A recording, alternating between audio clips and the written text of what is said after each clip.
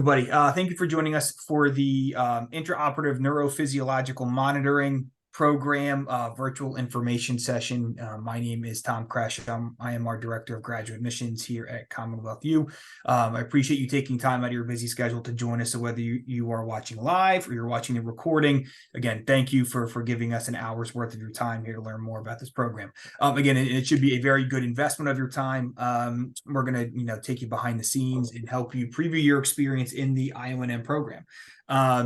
The event should take probably around 30 to 40 minutes, I would say. I know Dr. Hale, Dr. Knecht, and Dr. Yu have a presentation for you, and then we'll open it up to questions afterwards. But before I go any further, if everyone wouldn't mind introducing themselves, and we can start with Dr. Hale.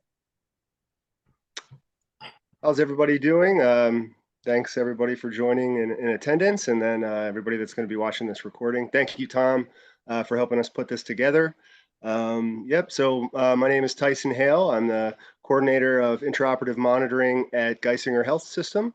I oversee intraoperative monitoring operations throughout all of our campuses, and I also help teach in the faculty for the intraoperative monitoring program, and then the certificate program, and then also within the audiology program, which we offer some intraoperative monitoring coursework as well, which we'll elaborate a little bit more as this session goes on. So Aaron, Dr. Knecht.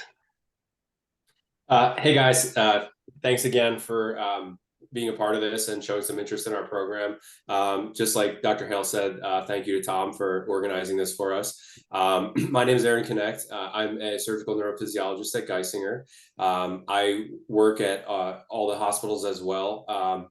However, I'm kind of primarily stationed in the Northeast, so the Wilkes-Barre-Scranton area. I work primarily out of the hospitals in that region for Geisinger. And then I'm also on the faculty for the Neurophysiological Monitoring Certificate Program at Bloomsburg. Additionally, I'm a former graduate from Bloomsburg as well for undergrad and graduate studies. I got my audiology degree along with Dr. Hale there. And that's kind of how I found my way into neurophysiological monitoring through this program as part of the AUD coursework.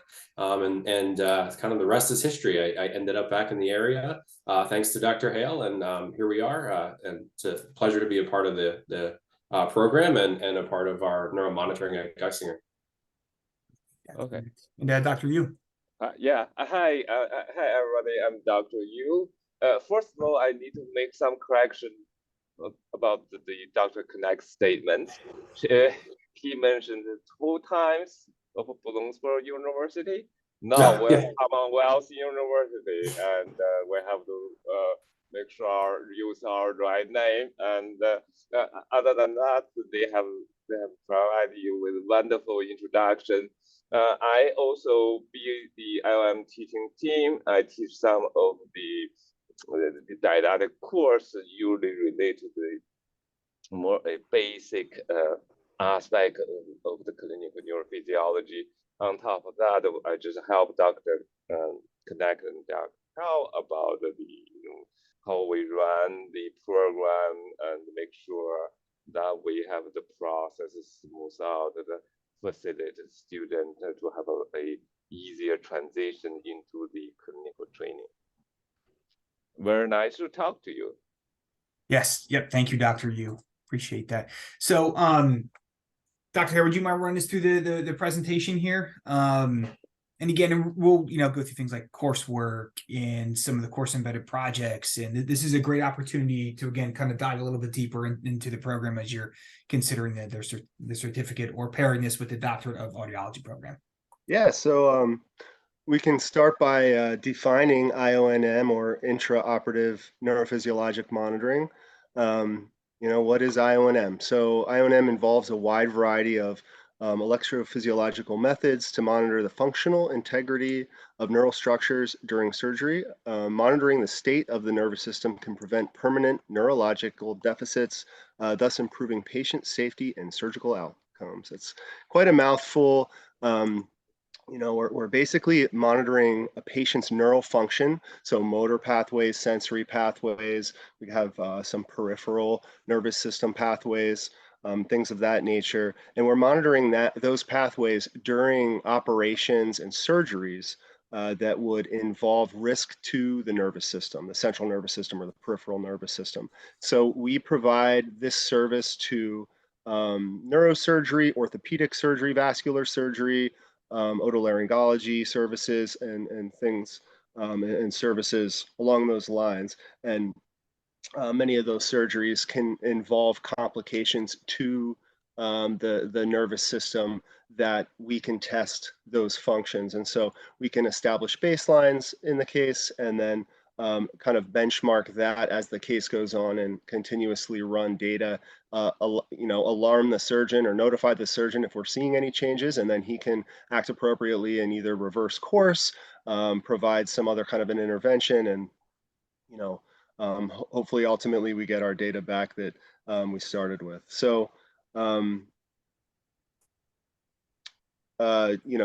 next, I think that next slide I missed. What does a neurophysiologist do? I think I covered some of that, in my statement there. So yeah, let me just see that. I missed that slide. Sorry about that, Dr. Yu. So yeah, as a surgical neurophysiologist, you're fine. You're absolutely fine. I was just trying to go with your flow.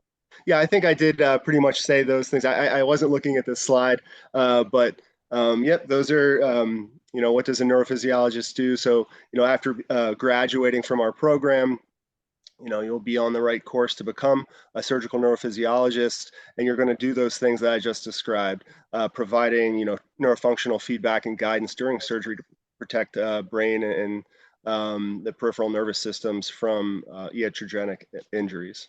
But Dr. Hale and Dr. Connect is practicing IONM professionals. Would you be able to walk us through a little bit of your day? Now, I'm assuming no 2 days are the same, but like, what are some of the things that you're generally engaged in? Is it office work? Are you in the surgery room for all 40 hours a week? You're working from home, or are you working in person? Like, what does a day in the life of an IONM professional look like? Do you want me to speak a little first? Yeah. I would say my day is probably more typical of what your day would be like if you go through the IONM certificate program as a surgical neurophysiologist, because I'm pretty much full-time in the operating room. Dr. Hale kind of does some remote monitoring for us, and then he's also the coordinator, so he does have more office time, some of the nitty-gritty stuff that the rest of us don't have to be concerned with. So my day generally, as Tom mentioned, primarily does take part in the operating room, depending on the operating room schedule. And like you said, no 2 days are alike. We're a service that is generally requested by surgeons for specific cases, so case by case basis. When they determine that there's a risk to the nervous system in some manner, that we could be of utility to monitor that surgery, that's when they ask us to come. So generally that's every day, but it's not every single surgery that's happening in the hospital at any given time. And like Dr. Hale had mentioned, it's primarily neurosurgery and some of the other specialty services that are related to that. So we get to the hospital pretty early in the morning. I would say anywhere between 6 and 7 a.m. we're at the hospital. And then we are setting up our monitoring equipment.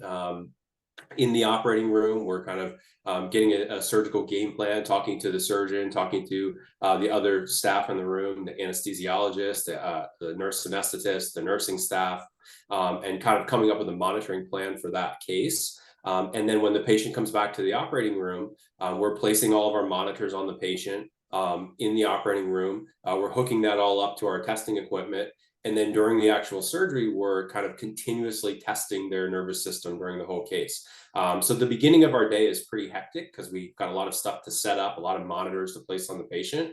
Once the surgery starts, we're kind of at our monitoring equipment, which is run through a computer system. So we're kind of like on the computer during our case. We kind of have like a little desktop area set up where we're running our tests, analyzing our data, communicating with the surgeon and other professionals in the room. And then after the surgery is over, we're kind of breaking down our stuff, taking all of our monitoring equipment off the patient. And depending on the day, we're maybe finished for the day, or we might have to do that again and do that something similar on the next patient. So we have kind of times of high intensity during our day when we're running around very busy, but then we have other times that are pretty, steady state where we're just kind of doing data analysis and things like that. Now, Dr. Connect, are you is there any experience working with patients? Like, are you communicating information with patients, or is it primarily your intermediary with doctors and nurses and surgeons and what have you? Yeah, so I would say, because we're working in surgery, I would say most of the time we spend with our patients are under sedation or under general anesthesia. But we do typically see our patients in the preoperative area in the morning. So we do get a chance to talk to our patients, explain to them what we're doing, what our role in the surgery is, answer any questions that they have. Depending on our access to the patient's charts and files, we may do a little case history out in pre-op to help get a picture of their symptoms, why they're there, what we can expect when we start to analyze their data. But then, yeah, a lot of our job is communication with the other staff. So it is a little bit of both, but I would say it's more staff centered in terms of our communication. We're communicating with other healthcare professionals a lot about our data. So it's kind of an interesting role that we have. We're in a position in the operating room where we kind of need to learn a little bit about what everybody else in the room is doing. So not only do we need to know what we're doing from our neurophysiology standpoint, we need to understand what's happening in the surgery. We need to understand how the anesthesia works and how that's affecting what we're trying to do. We need to understand the nursing staff and what they're doing, what their role is. So it's kind of a diverse field in terms of the knowledge that we hold.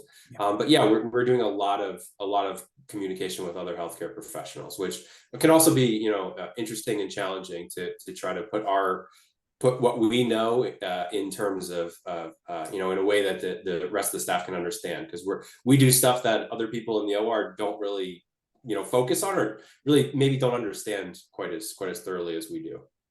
No, that's a great point. It's a great point. Thank you.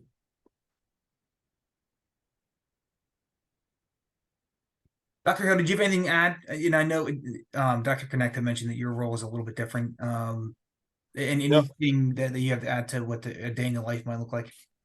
I think Dr. Connect really summed it up really well. You need to be able to interact with other services. He mentioned anesthesia. There's radiology. There's the surgical team, and kind of coordinating between the different teams and being able to relay your information to those teams as needed. And I think he really nailed the day in the life of a surgical neurophysiologist. I would say give or take about 80% of all the intraoperative monitoring done in the U.S. Is done by outside companies, and about 20% probably in-house, maybe academic centers, academic kind of with hospitals with university affiliations and things like that.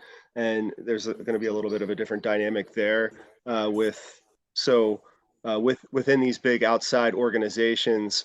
Almost everybody would start as a clinical surgical neurophysiologist, and there are other pathways for those that maybe don't like the OR as much, or for whatever reason, if they want to become maybe like a clinical manager and go up through that way, or then some kind of rise up through the ranks and become like higher levels of the clinical aspect of it.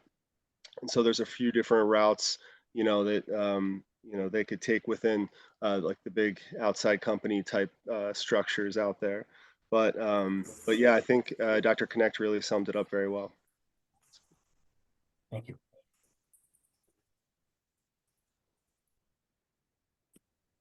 All right. Yeah, I think I just add on that the the training with our system do allow you to have a better opportunity.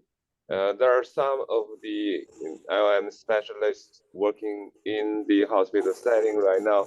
They do not have a formal training, which may prevent them from moving up from the ladder. But our students usually quite successful. You look at the Dr. Connect, Dr. Hell, they both assume a very, very important position in their organization. Similarly, some of other graduates from our program also assume the leadership in their organization. So the training does give you some of the leverage for you to move up in your career process. Yeah, it's good to know. So what you're saying, Dr. Yu, is that basically there may be other people working in the field, but they wouldn't have a formal academic background or training in the way that the graduates from our IONM program might. Yeah, because it seems when you describe this, it seems like this is something like it's a very narrow field in terms of like it seems like it's a niche. However, it's something that's widely needed. And Right. I know you've heard you guys talk about that. Just the demand for IONM professionals is pretty high because of them. Right. Dr. Hao, Dr. Connect can talk more about what we're doing, what's the implication to the patient, to the surgical team. Obviously, they ask for this service, there must be a reason. Right. So that's one aspect. The other aspect is in terms of the made up of the IM professions. Some of the some of the technologies nowadays working in this area, they have a PhD training, for example, in neuroscience, and then they later on decide that academic sort of environment maybe not suitable for them. They actually decide to become a neurophysiologist. So they do have a lot of training, but then they're also missing some of the information that need years of the experience to make up those knowledge. And similarly, we have a chiropractor. We have some of people from getting a master's degree in like exercise science. They also can join this field if they want, but they do need to go through some sort of training. What I'm saying is that all these has certain weakness in their aspect, although they have a very, very strong background, they are very, very intelligent, but they are actually missing some of the information that we provide. So we provide a thorough training, which you look back, there's not a lot of knowledge gaps that you need in the future. Yes, everybody need to learn more as you are, gaining more experience and so on and so forth. But the fundamental information are out there. And Dr. Hell, Dr. Connect, they have a very, very good training and very, very good solid information that I can share with students. Okay, thank you. Tyson, can you please continue? Yeah, if you want to pull up the next slide. So yeah, just a quick overview, 33 credit.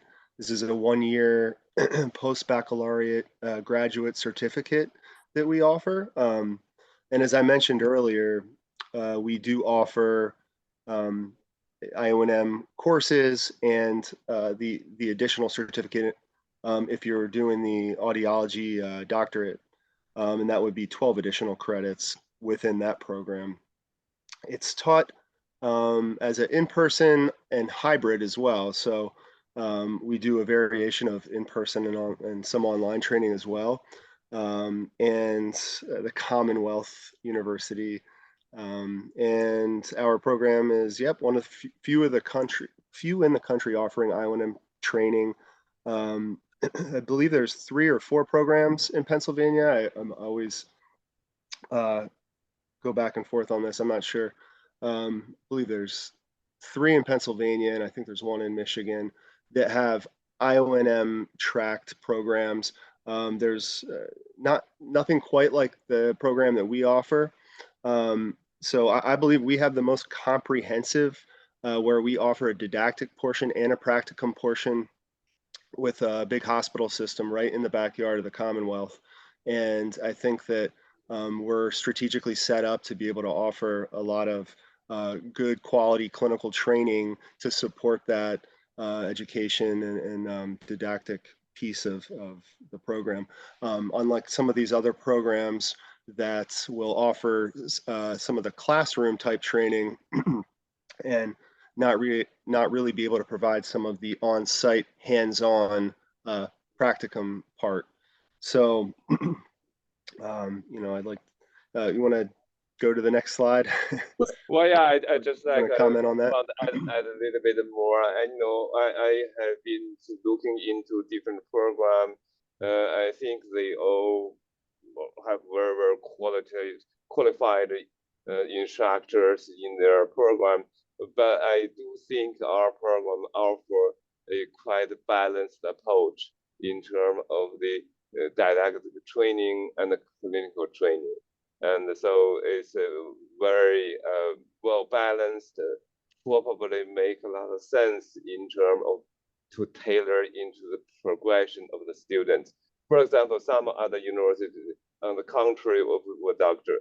Hell was describing, which we can get into that later on, they actually offer they do provide the clinical training, but they send the students into a different part of the country.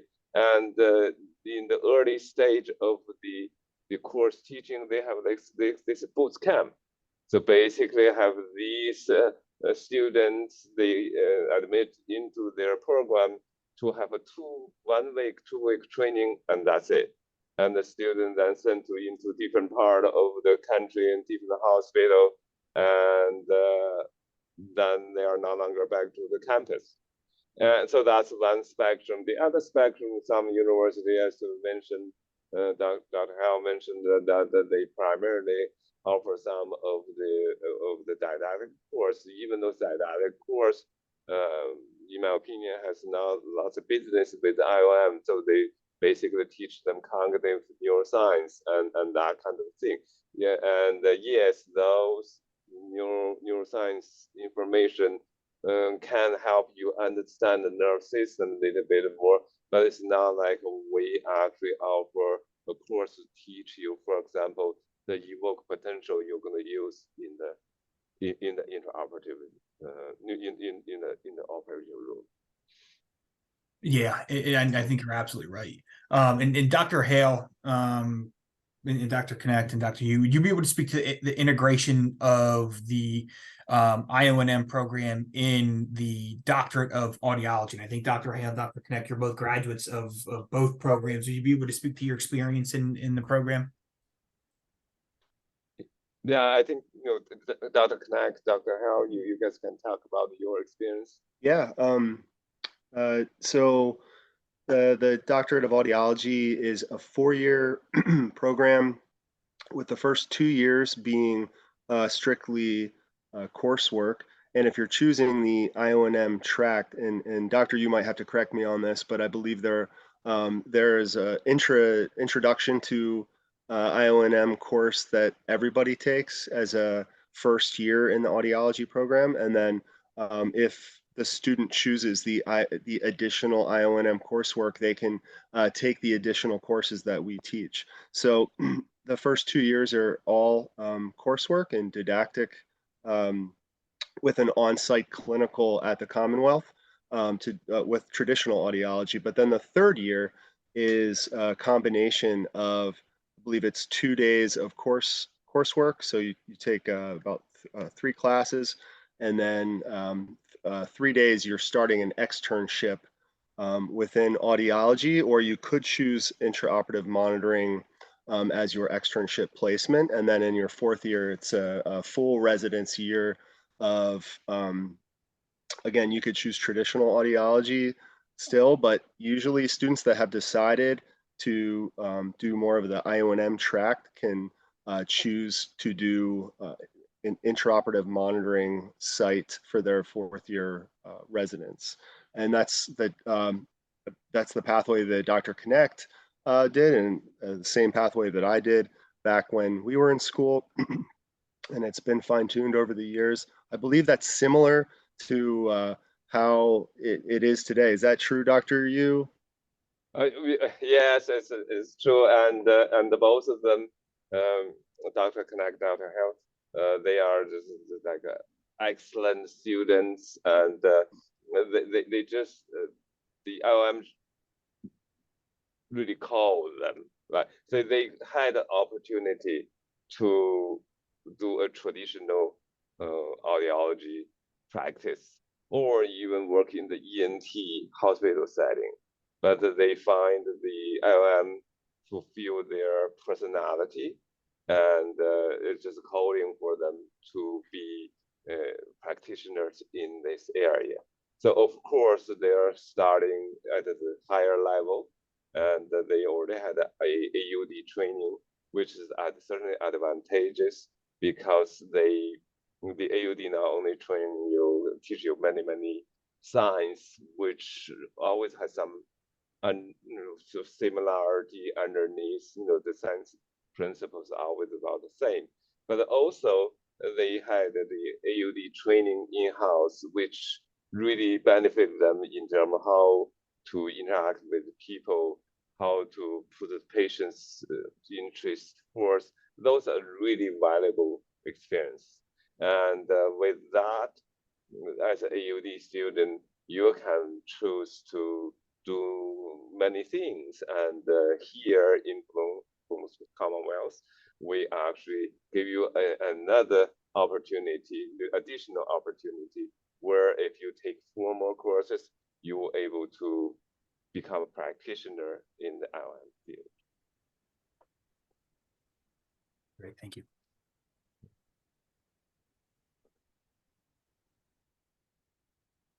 All right, so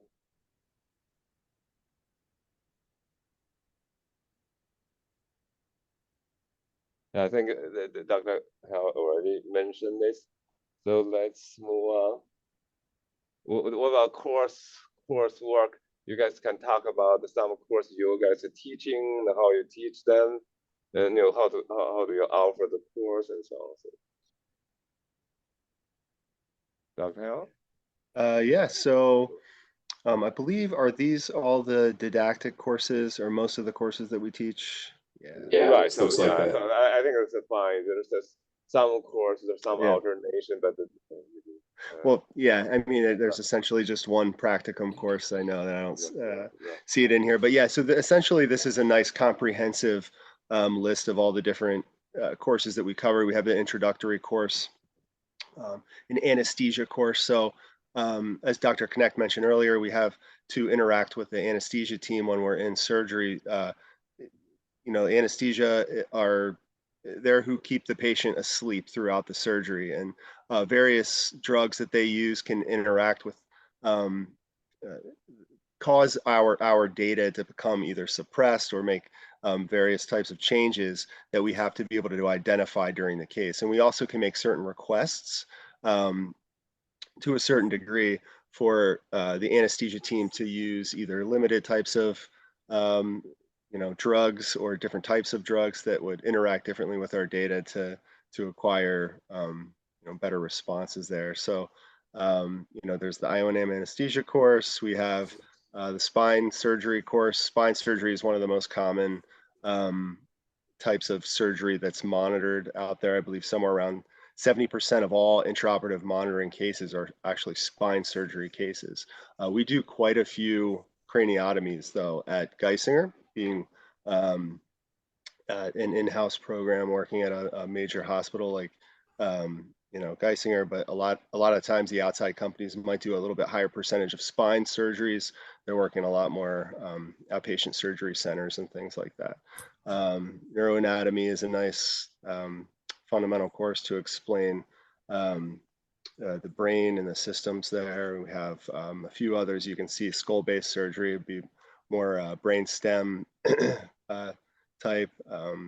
Dr. Connect, did you want to touch on any of the courses that we teach? Or Yeah, sure. So I think we'll get to the clinical aspects of it shortly, but this is a nice list of some of the coursework and some of the topics that we cover on the didactic side of the program. And this kind of applies to both IONM tracks. If you're doing the certificate program or the AUD program, you're going to go through the same course sequence. Basically, just the timing of that would be a little different. As Dr. Hale said, the AUD program is a little bit more drawn out because it's a longer program. But I think this is one of the strengths of our program, is that we have a really well-rounded didactic component to our program. So we focus on the different types of surgery that we're involved in monitoring.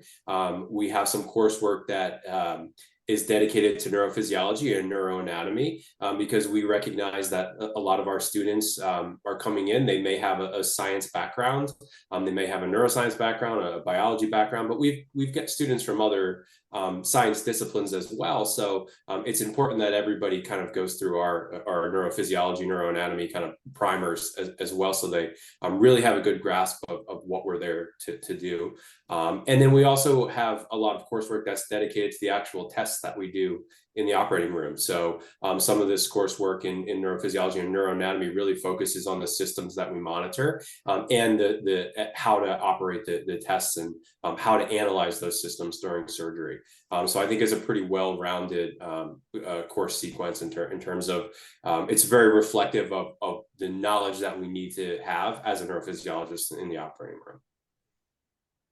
Dr. Kanai, can you elaborate a little bit more about, for example, the clinical course, which didn't show over here, but we have each of the semester we're going to offer the IOM the practical course, primarily offered by Dr. Knack and Dr. Hale.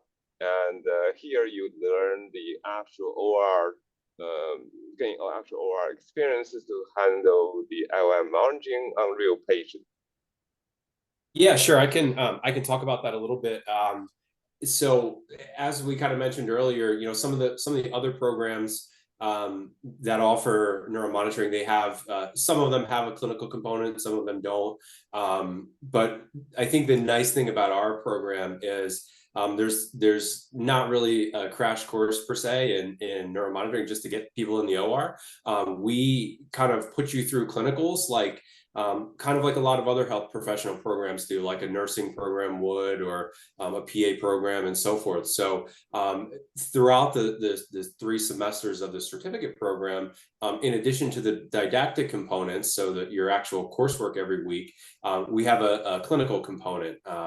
So each semester, there's a clinical course that kind of builds from semester to semester, but that means you spend 3 semesters in addition to in the classroom, in the operating room, doing actual cases. So for example, this semester, I'm the instructor for the clinical program. Me and Dr. Hale kind of split those duties, but we schedule all our students to come to Geisinger, at least initially, to do cases in the operating room with us. And the nice thing about our operating room training is it's one-on-one instructor to student. So when you're in your clinicals, you're with myself or a number of our other colleagues at Geisinger that have also, volunteered their time to be clinical instructors in the operating room.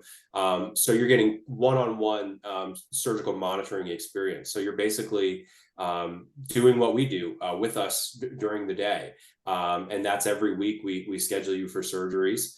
So, you kind of start slowly, but we work you up to our goal by the end of the program is that you're able to monitor a simple type surgery by yourself with limited kind of instruction or help.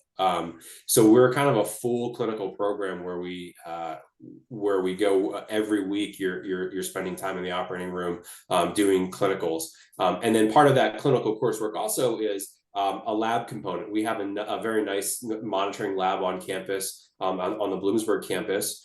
So we meet kind of weekly or every other week in the lab, in addition to our clinicals at the hospital, and we do some practical things in clinic meeting too. We discuss our cases, we practice on each other, and go through some more material that way too. So I think we have a pretty well-rounded clinical kind of clinical program that we put our students through. All right, so sorry to interrupt.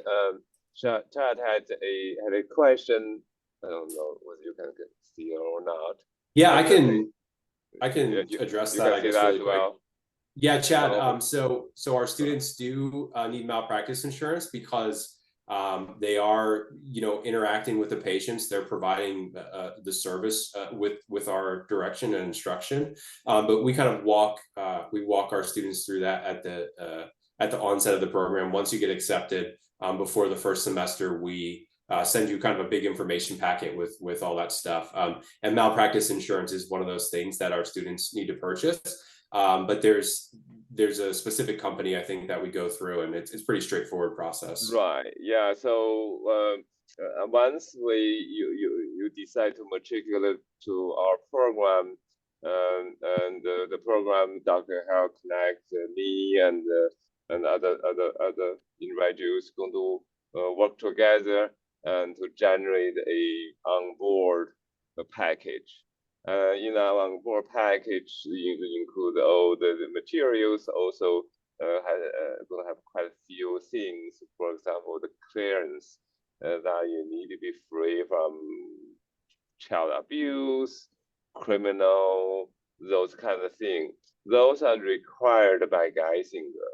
That when we send our students to Geisinger assume they are free from any criminal background and also that the internal malpractice insurance also include. The malpractice insurance is for technologists, and the rate is very reasonable for a year.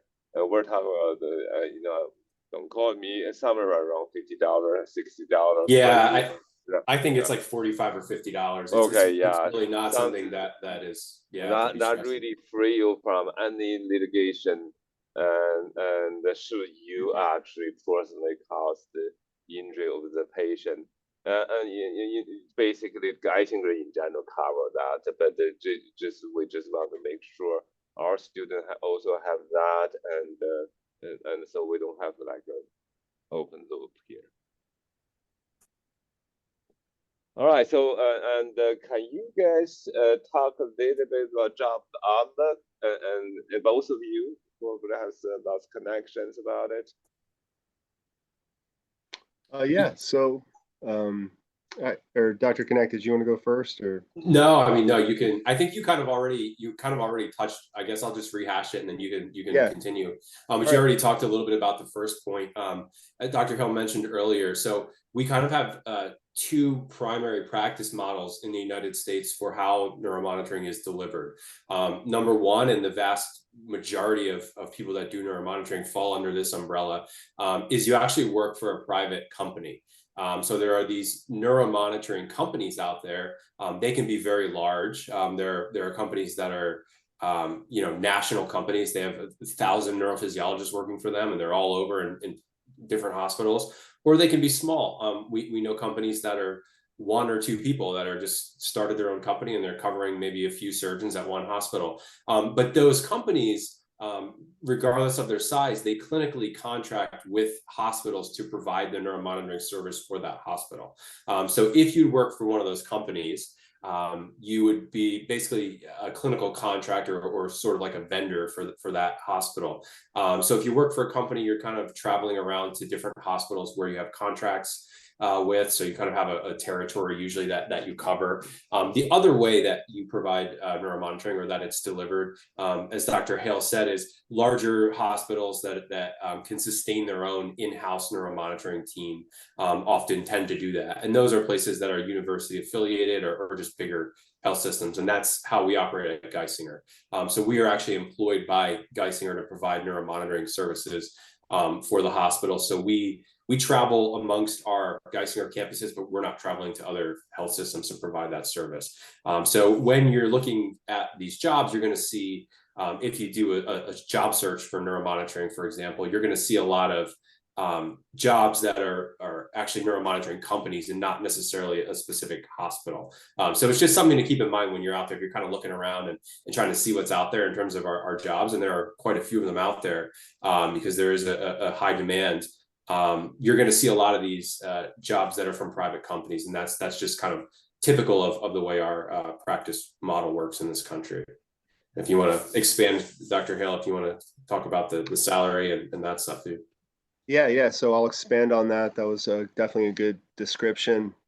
We've had some of our former graduates of our program go on to work for, the in-house program, similar to Geisinger. One of our students went to work for Duke Medical, and they have a program similar to us, where they're doing all they have an in-house team, and they cover all of within their Duke campuses.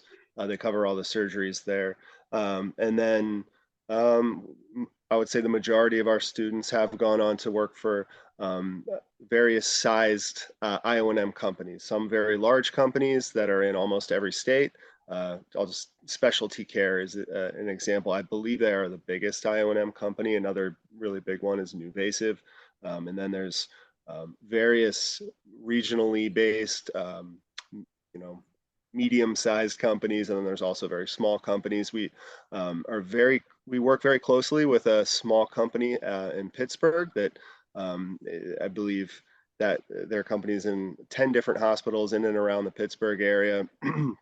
And they've been very great working with us throughout the years, and they'll actually take one of our students in our externship role every year. They'll take at least one student. The current average salary for an IONM technologist or a surgical neurophysiologist is approximately $70,000 a year. And usually once you get the certification within the field, that's the CNIM, the Certificate of Neurophysiologic Intraoperative Monitoring. At that point, you'll start to see a nice increase to about this $70,000 figure. A lot of times people can get this within about 2 years of total experience. If you're including our graduate certificate program, you can typically count that as a year. I know Geisinger recognizes that as a 1 full year of experience. And many other places view our program as a solid year's experience as well as the cases that you'll have training and things on. So this number, $70,000 a year, that can fluctuate, that can vary based on area that you're working in. There's all different types of jobs out there. I know there's companies that out in very rural areas that cover like a hospital that there's no other hospitals for hours around, and they'll maybe cover 2 or 3 days a week, and you're kind of stuck in some rural location, but you might make a little bit extra money out there. There's also, center city, Philadelphia, where a lot of the metropolitan areas where you can make quite a bit, but then you're also probably taking call and maybe covering a lot more volumes. Then there's, different types of job classifications and things like that. People can be travelers, where if you want to kind of explore the country, and you can be on what's called, say, like a task force. I know some of these major companies have a IONM task force where they'll have a group of travelers that they'll just fly around the country to cover hard to reach, hospitals and things like that. So again, these numbers can vary, but it's generally a pretty good wage, and it's a pretty niche field to be in. Yeah, so obviously this average salary, and just like Dr. Howell was talking about, if you willing to work hard, and if you just like really study hard and try to be more active, there are many companies offer over $100,000 in terms of salary, but it really depends on your motivation and how much experiences you have at the time. And just to say that it is the students shouldn't expect that you will immediately get a high salary after training with us. Usually that is also part of the continuation of your training. You graduate from us, and the company will offer your salary. Maybe that salary is slightly lower than you like, but that is the transition period of time where you accumulated more knowledge and experiences. Once you get your certification exam done with CNM and gain enough experience, for example, you have like 300 cases or so in around the field for a couple of years, there's a lot of opportunity for you to gain if salary is the major objection that you certainly can get for. Really depend on what your circumstance, what your motivation. We have another question. Do the case during this course count toward the CM exam? Tyson, Aaron? Yeah, so that's a great question. And that goes back to our clinicals. Yeah, absolutely they do. So if you look at the requirements for the CNIM exam, there are some case requirements before you're able to sit for that exam. 100 to 150 cases that you have to be an active participant in before you're able to be eligible to take that exam. So the coursework or the clinicals that you complete during our program, because you will be an active participant in those cases, you'll be doing the monitoring for those cases with supervision. Those will count towards your CNIM exam. Depending on where you finish your clinicals, some I think Dr. Hill mentioned some of our students. Everybody starts their clinicals basically with us at Geisinger, but throughout the course of the second or third semester, some students find other clinical placement sites with our help. So they may get in the OR, multiple times a week or multiple cases a week. So all those cases do count towards the CNIM exam. Yeah. So we have students that are collecting a good number of cases by the time they're graduating from our program. So they're well on their way to being ready to sit for the CNIM exam.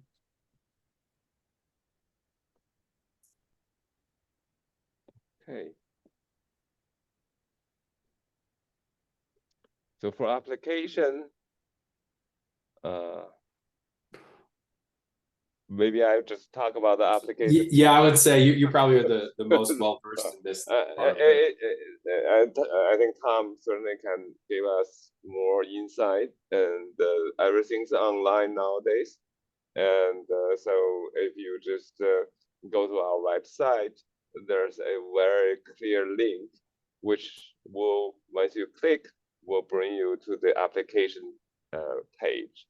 And just notice that you are applying a certificate program. I don't know they changed the process or not, but the students, applicants in the past find themselves lost because they just applying the certification program. And they will have to apply doctor certificate program. So it seems that this program belongs to graduate school, so you really need to navigate into the graduate school application portal where you're able to find the IONM program. Otherwise, you are not going to, you just get undergraduate application portal, you won't be able to find us. So once you are in the right position, you just submit all the requirement. We are just as any standard graduate program that you're going to have a writing statement, obviously, why you want to be this, right? So that is absolutely necessary because it's a commitment. It's your career, right? So you really need to give a sort of careful thinking about whether this is for you and in terms from your perspective, why this fit you. And then the other than that, you obviously need to upload your transcript. I think transcript is if you graduate from Bloom or from Commonwealth, and it's going to just a click of one button, you should able to get that done. If you are from graduate from other undergraduate program, and then you need to actually send the transcript to the graduate office to get that process. We do need the recommendation letter, and basically is that the people who know you, and we prefer that you have some of the recommendation letter from your professor. Obviously, give us some of the idea about whether you can handle the academic rigor of our program. And then obviously also some, if you can, get some of the people know you a little bit better. And we also find the caricature important, right? So people need to be able to do things right, and they have a good interperson manner, and so on and so forth, take responsibility, and etc. That's also what we're looking at.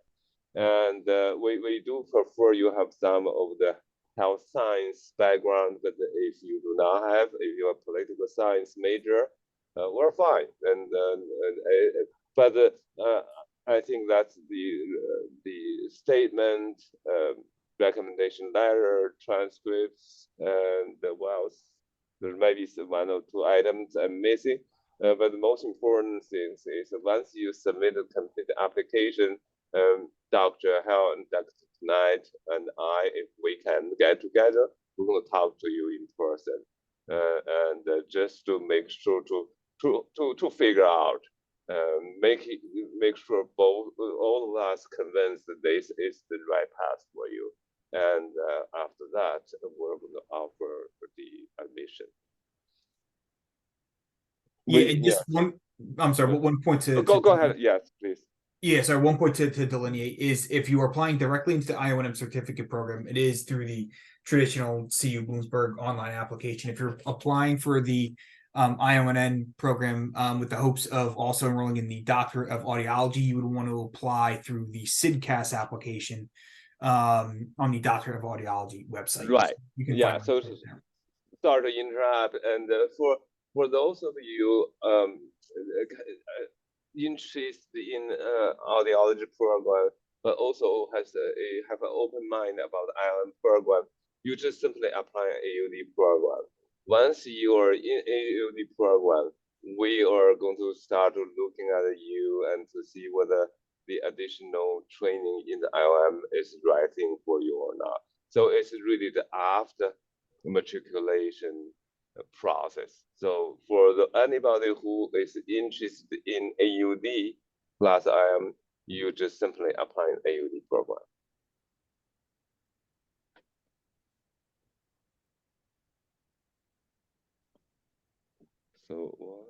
So that's pretty much it.